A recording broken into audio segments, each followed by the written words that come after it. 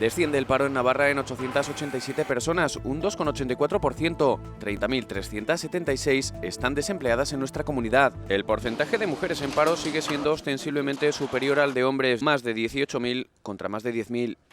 Esta bajada ayuda a que el descenso del paro en los últimos 12 meses sea de 1.678 personas, más de un 5% según los datos facilitados por el Ministerio de Empleo. Por sectores, construcción y servicios experimentan un descenso y suben ligeramente agricultura e industria. El número de contratos firmados en Navarra disminuyeron en 618, un 1,75% hasta los 34.597. Sin embargo, suponen 623 más que hace un año. Sigue habiendo un abismo entre el número de indefinidos, 1.961, y temporales, que representan la mayoría, con 32.636.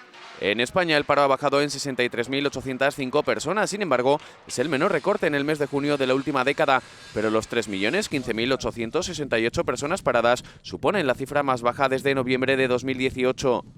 El número de afiliados a la Seguridad Social en la Comunidad Foral experimentó un ligero incremento de un 0,03%, 82 personas, hasta alcanzar las 289.210. Son 7.144 más que hace un año, un 2,53%. Mientras que en el conjunto del país la Seguridad Social ha experimentado su máximo histórico con más de 19,5 millones de personas ocupadas, tras sumar más de 75.500 trabajadores en junio. Se han sumado más de 500.000 de afiliados en el último año.